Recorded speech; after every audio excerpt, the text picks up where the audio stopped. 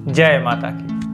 भक्ति चौपाल में आप सभी का स्वागत है। मैं हूं अभिषेक आनंद और आज मैं आपको फिर उसी कार्यक्रम में लेकर आया हूं जो कार्यक्रम आपके जीवन के ऐसी समस्याएं जिसका कि समाधान ही नहीं निकल रहा है, उस समस्याओं के समाधान को लेकर हम इस कार्यक्रम में आए हैं। ध्यान रखिएगा, आपके जीवन में यदि ऐसा हो रहा है कि मेहनत खूब कर रहे हैं, रिजल्ट नहीं मिल रहा है, ऐसा हो रहा है कि आपके परिवार में कलह हो रही है, बेवजह लोग उलझे पड़े हुए हैं, तो इन सब समस्याओं का जो है वो केवल वैज्ञानिक कारण ही नहीं है, उसका कुछ न कुछ बैकग्राउंड आध्यात्मिक कारण भी है जिसके निवारण से जीवन में समाधान आ सकता है। और इसी को लेकर आज हमारी चर्चा है।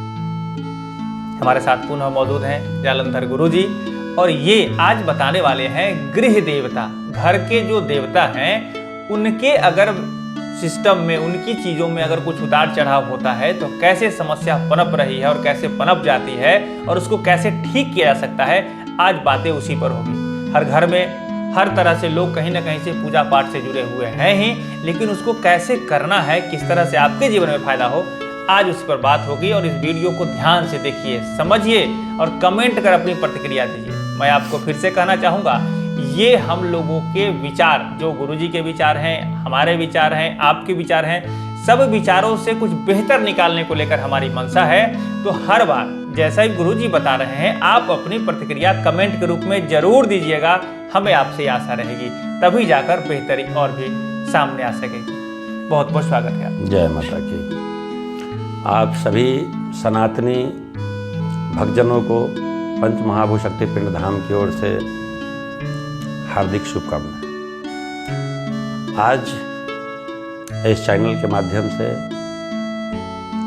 हम जो आपको जानकारी देने जा रहे हैं वह कुल देवता के संबंध में। कुल देवता से हमें जीवन में क्या क्या उपलब्धि प्राप्त होती है और हमारा चूक होने के कारण क्या क्या नुकसान होती है, हम इसके बारे में आपको विशेष जानकारी देने की तैयारी में आपके सामने उपस्थित हुए। और आप समय बना करके समय के अनुकूल पूरे परिवार इस वीडियो को माध्यम से अपने समस्या का पूरा समाधान प्राप्त कर सकते हैं। अभी हम बात करेंगे देवता का कुल कितने मुखंड होते हैं। तो जो घर के देवता हैं, कुल देवता हैं, उनका जो नाम है, हम उनको नाम का संबोधित नहीं कर पाते हैं बेहतर तरीका से। उनका नाम का संबोधित हमको बेहतर तरीका से करना चाहिए। उनका पूरा नाम है पितृ अंश कुलदेव भूमि पिंड। अब आपके घर में जो भी देवता हैं उस नाम से उनको संबोधित कीजिए। और जो कुल देवता हैं उनका 10 मुखंड होते हैं। हम इस चीज़ को आपको समझाने के संबंध में, आपको बताने के संबंध में एक पैरामीटर के और मोनोग्राफ के अनुकूल बता सकते थे, परंतु आप नहीं समझ पाएंगे और समझेंगे भी तो आपको अलग अलग प्रकार की मन में विचार जगेंगे। इसके लिए हम धार्मिक शब्दवाणियों के अनुसार और जो हमारी साधना की जो तौर तरीका है उसी साधना के तौर तरीका के अनुसार बताने जा रहे हैं। आपको भी सुनने में बहुत मज़ा आएगा और कहाँ कहाँ किस किस कारण से आप परेशान हैं वो आपको दिखने लगेगा। चलिए देर न करते हुए हम सीधा कुल देवता की तरफ रुख करते हैं। अब हम बताना चाहते हैं आपको कि हमारा जो घर में कुल देवता होते हैं तमाम प्रकार के, हर व्यक्ति अपना अपना कुल देवता अलग अलग नामों से अपने अपने घरों में सम्मानित कर पूजा करते हैं। उसमें हम 10 कुल देवता का 10 मुखंड के बारे में बताए हैं। कौन कौन सी मुखंड की ऊर्जा कौन कौन प्रकार के हमारे जीवन में आघात कर सकता है और कौन कौन सी मुखंड की ऊर्जा हमें जीवन में आपको आगे बढ़ाने में सहायता कर सकता है। हम बात करेंगे दाएं भुजंग। दाएं भुजंग, दाएं भुजंग का अर्थ होता है दाएं साइड से। दाएं भुजंग जो मुखार बिंदु हैं कुल देवता की, वह अगर आपके जीवन में कुल देवता दाएं भुजंग की तरफ चल रहे हैं, उनकी ऊर्जा दाएं भुजंग से है, तो समझ लीजिए कि आपके घर में कोई भी आपके द्वारा, आपके गार्जियन के द्वारा या आपके घर में जो भी आय आमदनी करने के लोग व्यक्ति हैं, उनके द्वारा कोई भी आप आय प्राप्त करने में असमर्थ हो जाएंगे। अगर आपने आय किया भी तो वो आय, आप तो समझ रहे होंगे, आय यानी इनकम, आपको आगे बढ़ने का जो स्रोत है आमदनी, वो आपको निष्क्रिय होता चला जाएगा। आप उससे आगे उन्नत नहीं कर पाएंगे। अगर आपकी देवता दाएं भुजंग में है तो उनकी ऊर्जा दाएं भुजंग और काम करेगा तो आपके इस ऊर्जा का लाभ नहीं मिल पाएगा और आप अपने जीवन में जो भी कमाई करेंगे वो निष्क्रिय होता हुआ चला जाएगा। उसमें इनकम की उन्नति नहीं होगी और आप जो कर्ज के क्षेत्र में चले जाएंगे। जोर जबरदस्ती कर आपने कर्ज महाजन करके भी कोई इनकम के लिए कोई बिजनेस डालते हैं तो वो भी आपको बैक आ जाएगा। अब हम बात करते हैं बाएं भुजंग की। बाएं भुजंग आर्य मुखंड जो उनकी ऊर्जा होती है कुल देवता की, तो उस ऊर्जा के क्या प्रभाव है? तो ये बाएं भुजंग आर्य मुखंड की जो ऊर्जा होती है कुल देवता का, इनका जो परिवार में प्रभाव है, ये प्रभाव ये साबित करता है कि आप घर के अंदर में कोई ना कोई व्यक्ति बरोबर बीमार चलेंगे, कोई ना कोई कलह में चलेंगे। आपका इलाज हेतु आपका जो सोचने की कैपेसिटी है, सोचने की जो क्षमता है, आपका उस ओर लेके जाने में मदद नहीं कर पाएगा जहां आपको जाना चाहिए। इसके लिए आप बरोबर अपना ही फैमिली के बीच में, अपना ही परिवार के बीच में आप मीटिंग लेंगे जो हमको क्या करना चाहिए। सब लोग वही बताएंगे जो भुजंग कह रहा है। जो बाएं भुजंग की ऊर्जा है वो जो साबित कर रहा है वही आपको सही समझ में आएगा, जिसका नतीजा निकल के आएगा कि आप नुकसान की तरफ जा रहे हैं। आपको परिवार में ज़्यादा से ज़्यादा लोग बीमार पड़ रहे हैं और उनका जो उपचार हो रही है उस उपचार से कोई सुधार नहीं होगा। आप समझ पा रहे हैं? भुजंग यानी कि उनका जो आर्य मुखंड की बात कर रहे हैं। अब हम बात करते हैं थल मुखंड की, दबते हुए मुखंड को, नीचे की तरफ धंसते हुए मुखंड को। अगर ऐसा मुखंड है जो थल मुखंड है, थल मुखंड में आपको साथ में क्या हानि हो सकता है? ये सबसे दर्दनाक और बहुत प्रेरणादायी। भगवान न करे किसी का देवता का थल मुखंड हो। अगर ऐसा होता है तो आपको समझ में आ जाएगा, अपना देवता का रुख आपको पता चलने लगेगा अगर आप हमारे वाणी को सही तरीक़ा से सुनकर और समझने का प्रयास करें। थल मुखंड का अर्थ होता है कि आपका जीवन का नैया बीच सागर में डगमगाता ही ना सही डूब रहा है और डूबते डूबते डूबते डूबते पूरे के पूरे परिवार आप उसी नाव में सवार हैं और आपकी नैया डूब जाएगा। कोई बचाने के लिए आपको उस सागर में नहीं आएगा। आप अपने आप को अकेलापन ही महसूस करेंगे। उस समय आपका कुल देवता थल मुखंड के क्षेत्र में है, थल मुखंड की ऊर्जा में है। उनका जो भी ऊर्जा प्रवाहित होता है वो आपको ले डूबने के लिए तैयारी होता है, क्योंकि उससे उस मुखंड से आपकी मदद नहीं मिलना संभव नहीं है। याद रखिए कि जैसे जैसे थल मुखंड के क्षेत्र में जा रहे हैं तो आपसी विवाद बढ़ रहा है, तनाव बढ़ रहा है आपका परिवार में। आप जो भी कुछ बताने का प्रयास कर रहे हैं लोग उसको सुनना नहीं चाहेगा। आपस में बिल्कुल छोटी छोटी बातों के लिए ऐसी विवाद उत्पन्न होगी जिसके कारण से एक व्यक्ति एक दूसरे व्यक्ति को दुश्मन बन जाएगा और एक व्यक्ति एक दूसरे को घात कर सकता है। ऐसे बीमारी उत्पन्न होगा, ऐसे नकारात्मक ऊर्जा उत्पन्न होगा कि अपने आप को असमर्थ होंगे। कोई मरने को तैयार, कोई भागने को तैयार, कोई फांसी लगा लेंगे, कोई जहर खा लेंगे। तो इस प्रकार की ऐसी नकारात्मक ऊर्जा उत्पन्न होगी कि अपने आप को आप कंट्रोल नहीं कर पाएंगे। ये नकारात्मक ऊर्जा थल मुखंड के कारण होता है। आप समझ पा रहे होंगे जो हम बताना चाह रहे हैं। आपको भी समझ में आ रहा होगा कि मेरे घर के कुल देवता का मुखंड किस ओर है। अब हम बात करते हैं उच्छल मुखंड की, जो ऊपर की तरफ हमारा देवता का मुखंड होता है। उच्छल मुखंड का जो ऊर्जा होती है, ये ऊर्जा साबित करता है कि आपके परिवार में आपके द्वारा या आपके पूर्वजों के द्वारा कमाया हुआ धन या पूर्वजों के द्वारा बनाया हुआ धन, समृद्धि, ये आपको पच नहीं रहा है। आप उसको पचा नहीं पा रहे हैं। आपके अंदर में ऐसी ऊर्जा उत्पन्न होगी जिसको बोलते हैं अहम उत्पन्न करना, अहंकार को उत्पन्न करना।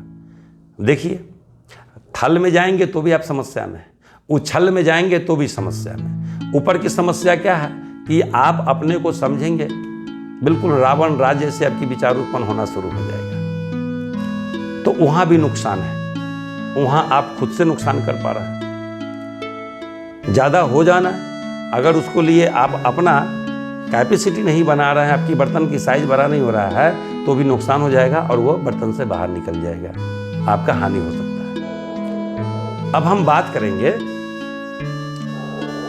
पीठ मुखंड की। कुल देवता का जो मुखंड पीठ मुखंड होता है, घर में कुल देवता होते हुए आपसे मतलब न रखे, इस मुखंड को कुल मुखंड ऊर्जा कहते हैं। समझ पा रहे हैं? हम इसको फिर से दोहरा रहे हैं। आपके घर में कुल देवता हैं और आपके कुल देवता आपसे मतलब नहीं रख रहे हैं, इस ऊर्जा को हम पीठ मुखंड ऊर्जा बोलते हैं। इससे क्या होगा कि आए दिन आपका दुश्मन आप पर हावी होता चला जाएगा और कुल देवता आपको सुरक्षा हेतु अपना सहयोग नहीं बटाएगा। और जैसे कोई माता पिता अपने बच्चा को परित्याग कर देता है और वो बच्चा माता पिता रहते हुए पर भी अनाथ हो जाता है, समझ रहे हैं? उसी प्रकार से जब आपकी कुल देवता पीठ मुखंड की ऊर्जा में आ जाएगा तो आप अनाथ हो जाएंगे, आपके परिवार के लोग अनाथ हो जाएंगे और उस प्रकार के कोई सेवा नहीं दे पाएंगे आपका कुल देवता, जिससे आपके जीवन में आए दिन बरकत हो या आप अपने जीवन को सही सकारात्मक ऊर्जा की तरफ लेके जा सके। ये बहुत दंडनीय और बहुत चिंतनीय विषय है कि आपकी कुल देवता नाराज के क्षेत्र में ना जाए। हम वो भी बात करेंगे आपसे कि कुल देवता के मुखंड क्यों बदलता है, तरह तरह की मुखंड की ऊर्जा इनको क्यों बदल जाता है, हम उस पर भी बात करेंगे लास्ट में। पहले हम इनकी सारी मुखंडों पर बात कर लें। अब हम बात करेंगे आपको जो ईशान मुखंड, समझ रहे हैं? अब हम बात कर रहे हैं आपका ईशान मुखंड की ऊर्जा पे। अगर आपकी कुल देवता का ईशान मुखंड ऊर्जा है तो आपको क्या प्रभाव पड़ेगा? तो अगर जिस घर में देवता की ऊर्जा ईशान मुखंड में है तो आपको भक्ति की तरफ इच्छा बढ़ेगा। आप भी कोशिश कीजिए कि भक्ति की तरफ जाएं। ईशान मुखंड की ऊर्जा का अर्थ यही होता है कि आपके कुल देवता आपको इशारा दे रहे हैं कि तुम भक्ति के क्षेत्र में जाओ।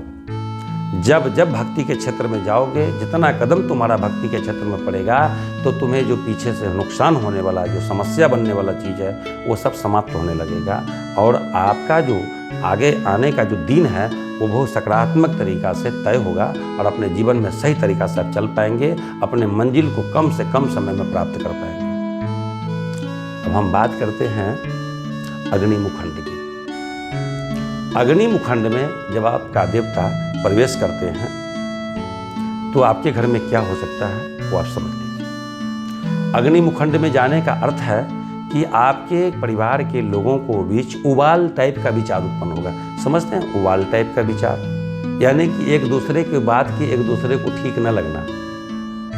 बात सब ठीक है, परंतु क्या है कि आप उस शक्ति का, ऊर्जा का आप अनुभव नहीं कर पा रहे हैं, क्योंकि आप वहाँ तक पहुँचना नहीं चाहते हैं। अगर कोई पहुँचाना चाहता भी है तो आप उसको समझना नहीं चाहते। इसलिए अग्नि मुखंड एक देवी का मुखंड होता है, वो आदि शक्ति का मुखंड होता है और उस मुखंड की तरफ अगर आपके कुल देवता रुख कर लिया हो तो आपके अंदर में इस प्रकार की उबाल उत्पन्न होगा कि अपने को कंट्रोल कर पाना आपकी बस में नहीं होगा।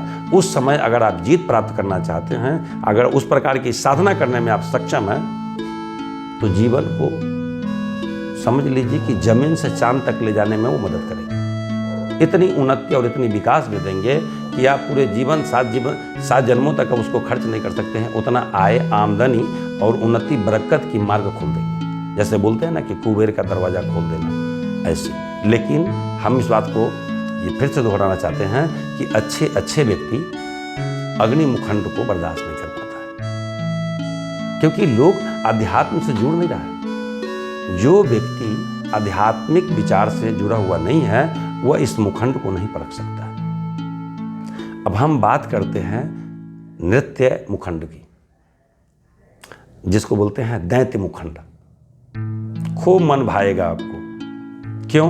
क्योंकि वहाँ नकारात्मक ऊर्जा की भंडार होता है। जैसे आपके जीवन काल में उन्नति के लिए कुबेर का स्थान होता है, उसी प्रकार से आपको जीवन को तहस नहस करने के लिए नृत्य का मुखंड होता है। और जैसे ही नृत्य मुखंड में चले गए, यानी कि दैत्य के मुखंड में चले गए, सारा सिस्टम आपके पूर्वजों से लेकर के आज तक आपके द्वारा आपको परिवार, रिलेशन, रिश्तेदार, गांव, समाज इत्यादि दोस्त यार के माध्यम से जो भी चीज़ आपने सम्मानित पूर्वक प्राप्त किया है, सब के सब इस प्रकार से कचरे का डब्बा में, कचरे का बस्ता में बंद हो जाएगा कि जीवन में आपको अपना तो कभी जीवन में देखना नहीं चाहेगा। ये नृत्य मुखंड की ऊर्जा काम करता है। अब हम बात करते हैं आपको साथ वैभ मुखंड की। जो वैभ मुखंड है, ये आपके जीवन में किस प्रकार की मदद करेंगे? अगर वैभ मुखंड को, ऊर्जा को आप अगर समझ पाते हैं और उनके अनुकूल अगर आप कुल देवता को सेवा कर पाते हैं, तो आपके परिवार में गैस से संबंधित, क्योंकि हवा मार्ग है, गैस से संबंधित कोई भी समस्या उत्पन्न नहीं होगी। हमारे शरीर में कितने प्रकार के गैस बनते हैं और सभी गैस का अलग अलग शरीर के कोशिकाओं पर अलग अलग प्रभाव होता है। तो आप अगर वैभ मुखंड को समझ गए, तो आप वैभ मुखंड के अनुसार अगर आप अपने कुल देवता को सेवा दिए, तो उस ऊर्जा से आपको जो लाभ पहुंचाएंगे वो आपके लिए बहुत उत्तम होगा और अच्छा होगा। कोई भी व्यक्ति परिवार में गैस से संबंधित बीमार नहीं पड़ेंगे। उनके जीवन में हमेशा सकारात्मक ऊर्जा बना रहेगा और आपको कोई भी समस्या जो गैस से बन के, यानी वायु के द्वारा कोई भी समस्या आपको परास्त करने का प्रयास करेगा, तो उसमें आपकी जीत होगी, हार नहीं होगी। अब हम बात करते हैं मुख मुखंड की। अब आपके मुस्कुराने और हंसने का समय आ गया। एक ऐसा भी मुखंड है कुल देवता का, जिसको बोलते हैं मुख मुखंड, आमने सामने। अभी आपका मुखंड कुल देवता का आमने सामने आ गया। जैसे ही आपका कुल देवता की ऊर्जा आमने सामने हो, यानी भक्त और भगवान दोनों सामने मिल रहे हों, उस समय का दृश्य क्या कह रहा है आप अनुभव कीजिए, महसूस कीजिए कि उस समय का अनुभूति आपको कैसा लग रहा है। जैसे सुदामा और श्री कृष्ण वापस में मिल रहे थे, उस समय का दृश्य क्या हो सकता है? ठीक उसी प्रकार की आपका कुल देवता का मुख मुखंड। मुख मुखंड का अर्थ होता है कि आप और भक्त मतलब और भगवान दोनों सामने मिल रहे हैं और वहाँ की ऊर्जा भक्त को कल्याण हेतु सारा कार्य कर रहा है। इससे क्या क्या कार्य होने वाला है? तो जीवन में जितना भी अमंगल है, वह सारे अमंगल समाप्त होकर के मंगल ही मंगल होगा। गांव की भाषा में एक कहावत है, हम उस कहावत के माध्यम से एक तो बात करेंगे कि सुनते हैं मट्टी छूने से सोना बदल जाता है, सोना में चेंज हो जाता है, सोना के रूप ले लेता है। और जब दिन खराब हो जाए, जिसको बोलते हैं पीठ मुखंड हो जाना, तो सोना छू देंगे मिट्टी हो जाएगा। सुनने के मुहावरा था, इसलिए हमने उस तर्क को किया।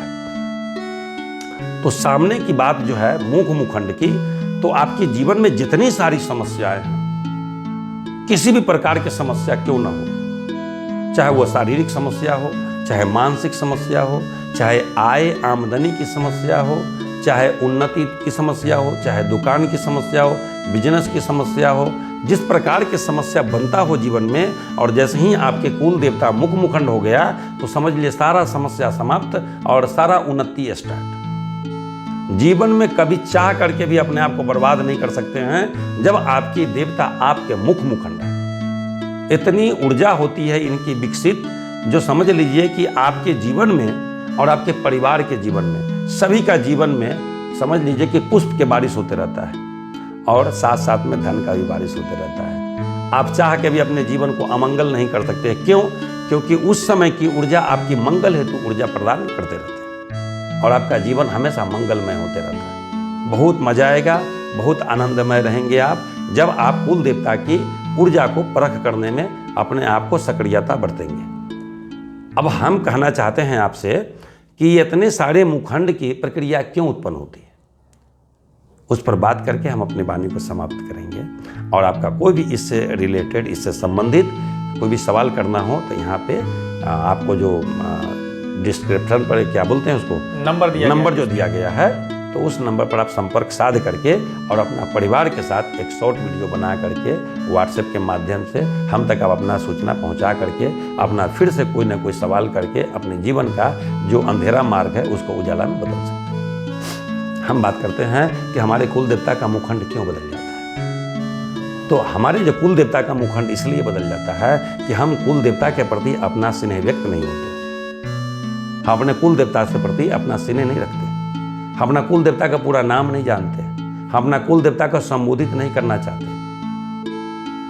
इसके कारण से उनमें नाराजगी उत्पन्न होती है और वो नाराजगी अलग अलग तरीका का मुखंड में चेंज हो जाता है, मुखंड बदल देता है। केवल आप गार्जियन के प्रति अपने देवता का पूजा हेतु आप छोड़ देते हैं। क्या गार्जियन भरपेट भोजन कर लेंगे तो आपको मिलेगा? नहीं मिलेगा। आप भरपेट भोजन कर लेंगे तो गार्जियन के मिलेगा? नहीं मिलेगा।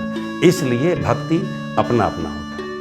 आप जितना भक्ति, जितना स्नेह लगा के रखेंगे अपने कुल देवता से, समझ लीजिए कि उतना आपके कुल देवता आपके प्रति काम करेंगे। याद रखिए, आपका जीवन का किया हुआ कार्य का लाभ आपको ही मिलेगा और आपके जीवन में आपके द्वारा किया हुआ जो हानिकारक कार्य है, नकारात्मक कार्य है, वो आपके जीवन में आपको ये काम आएगा। जैसा मेहनत करेंगे ना वैसा ही आपका बन मिलेगा। बन समझते हैं? आमदनी। जैसा मेहनत करेंगे वैसा ही मिलेगा। आप अगर गलत करेंगे तो गलत निश्चित मिलेगा और अच्छा करेंगे तो अच्छा निश्चित मिलेगा। ये भूल जाइए कि हाँ, हम पाप किए हैं और धर्म करके पाप को हम मिटा देंगे, ऐसा कभी नहीं हुआ है। और ये परमात्मा के भी पास ऐसा व्यवस्था नहीं है। दोनों हिस्सा लेना पड़ेगा। अच्छा किए हैं वो भी और गलत किए हैं वो भी। इसलिए कुल देवता के प्रति अपना स्नेह व्यक्त कीजिए और 5 मिनट कुल देवता के सुमरन प्रति अपना दिल और दिमाग दोनों लगाइए। एक दीपक के वो मालिक हैं। एक दीपक जला करके स्नेहपूर्वक उनको निवेदन करें कि हे मालिक, आप हमारे कुल देवता हैं, आप हमारे पूर्वजों से पूजाते हुए आज तक आ रहे हैं और आज हम लोग अनजान अवस्था में हैं। हम जो आपको सामने हाथ जोड़ के नमस्कार कर रहे हैं, हमारा चूक क्षमा कर और हमें जीवन में आगे बढ़ाने का जो ऊर्जा है वो हमें प्रदान करें, ताकि हम अपने जीवन में अपनी मेहनत और अपने तरक्की कर सकें अपने जीवन में। आपका जो परिवार के लोग हैं, याद रखिए, बहुत बड़ी एक राज की बात खोल देते हैं, जो कुल देवता का मुखंड चेंज क्यों हो जाता है। ये सबसे बड़ी बात है। कुल देवता की मुखंड तरह तरह का जो मुखंड बदलते हैं, तरह तरह का जो ऊर्जा प्रदान करते हैं जो आपके लिए हानिकारक होता है। प्रयास कीजिए कि हे भगवान, हे कुल देवता, आप हमारा जो है मुखंड ही रखिए। मुखंड रखने से आपके ऊपर सदा कृपा बना रहेगा उनका।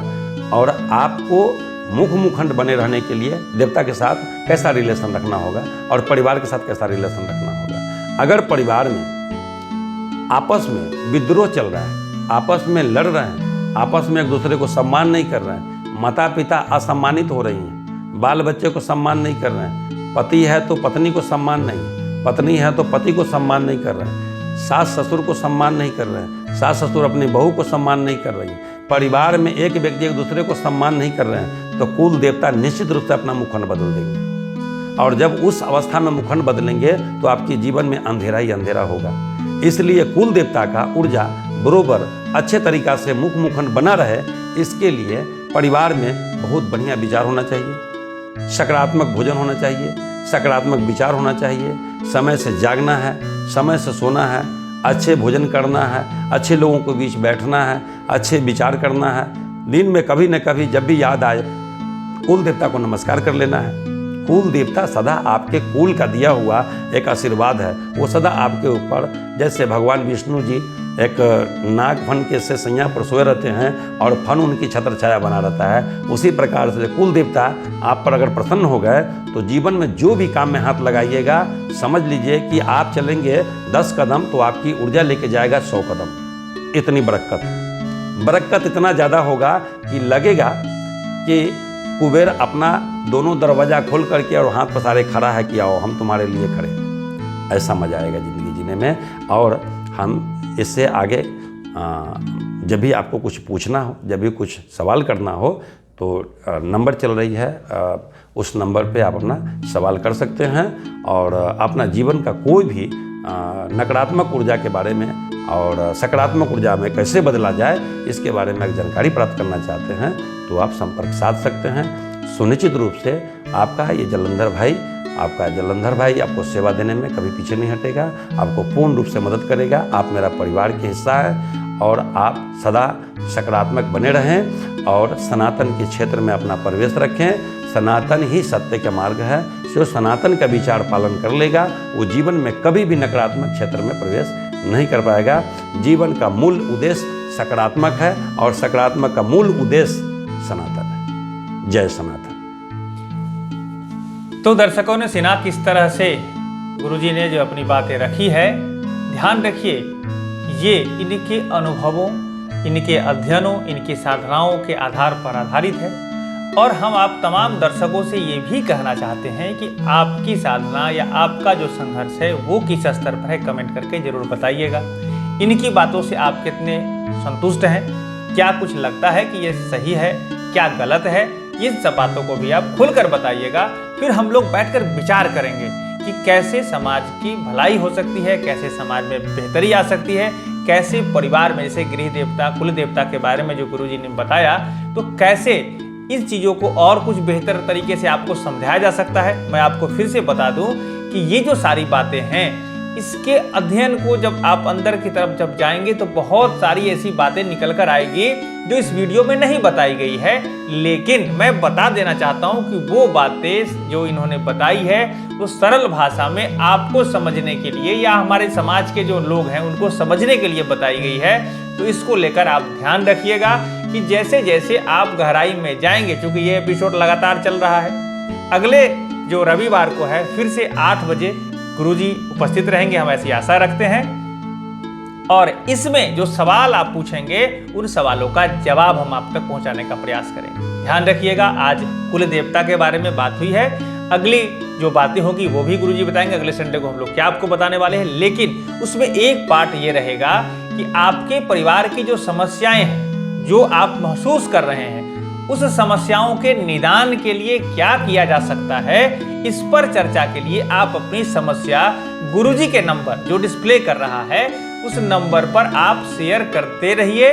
और उसको करने का बड़ा आसान तरीका जैसा इन्होंने बता दिया है कि सिंपल सा एक वीडियो बना लीजिए, अपने परिवार के साथ बना लीजिए, या जो समस्या है उसको आप कह सकते हैं, या अपने गृह देवता का जो है या कुल देवता का जो नाम है वो आप उसमें बताइए और बेसिक सी बातें बताइए। आगे आपको व्हाट्सएप पर रिप्लाई मिलेगा, व्हाट्सएप पर वीडियो भेजिए, रिप्लाई मिल जाएगा।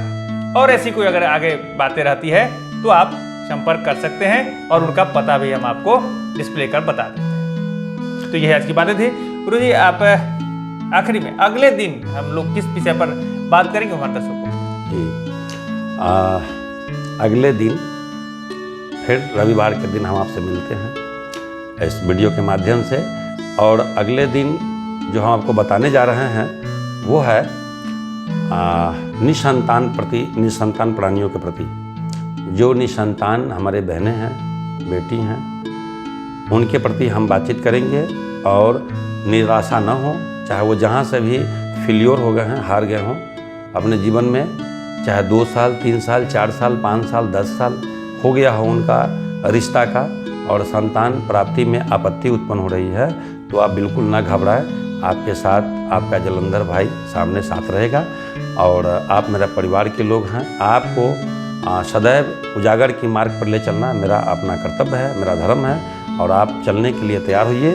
हम आपके जीवन में जहाँ जहाँ भी अंधेरा होगा वहाँ वहाँ रोशनी की रूप में खड़ा होंगे। शब्दों के अनुसार आपको केवल अपना शब्दवाणी प्राप्त करके उस उजाला की तरफ बढ़ने में खुद को सहायता कीजिए।